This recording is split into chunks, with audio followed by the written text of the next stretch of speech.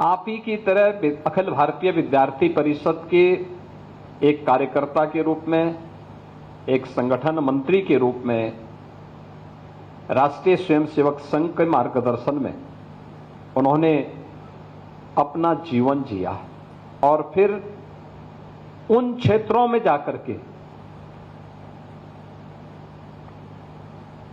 जो लोग अभाव से ग्रसित हैं, जिन तक सरकार नहीं पहुंच पाई थी, वहां पर साधन विहीन उन लोगों के बीच में जाकर के उन्होंने सेवा के जिस कार्यक्रम को आगे बढ़ाया, आज उसकी गूंज दूर दूर तक सुनाई देती है। और यही कारण है कि उनकी सेवाओं के प्रति सम्मान व्यक्त करने के लिए ही भारत सरकार ने उन्हें पद्म पुरस्कार से सम्मानित किया है।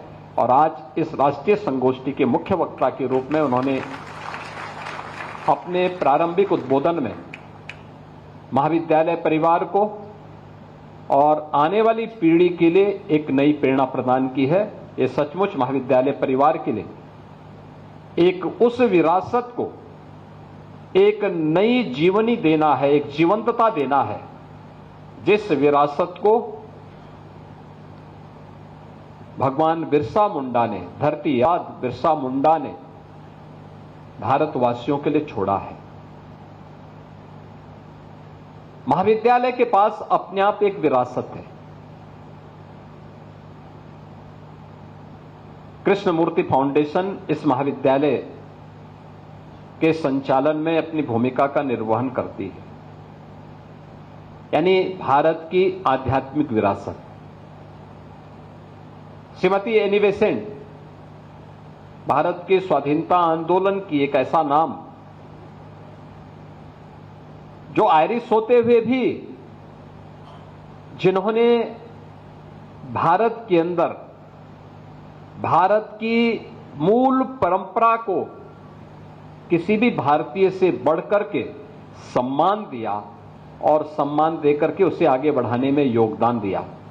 महामना मदन मोहन मालवीय, जिनकी विरासत बीएचयू के रूप में हम सबके सामने है और देश के अंदर भारत की मूल परंपरा को आगे बढ़ाने की एक बहुत बड़ी विरासत वे हम सब के लिए छोड़ चुके हैं।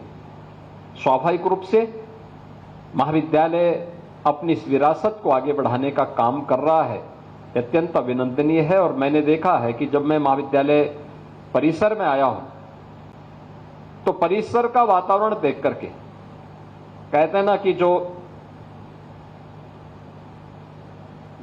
जैसे दिखेगा वैसे ही बिकेगा। आपने पहला इंप्रेशन बाहर का बहुत शानदार बना के रखा हुआ, एक प्राकृतिक वातावरण के बीच में मां गंगा के सानिध्य में रह करके।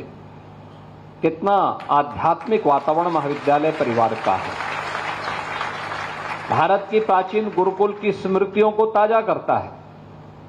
इन स्मृतियों को आगे बढ़ाते हुए इस राष्ट्रीय संगोष्ठी को का जो विषय भी रखा गया है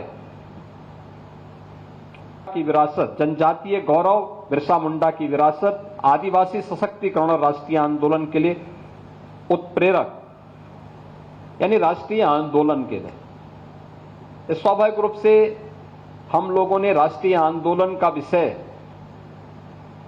अक्सर देश की वर्तमान आजादी को ही ध्यान में रख करके बनाया है, लेकिन याद करिए ये जनजातीय समाज ने कौन सा ऐसा कालखंड रहा है जब उन्होंने राष्ट्रीय आंदोलन में बढ़ चढ़ करके हिस्सा न लिया हो।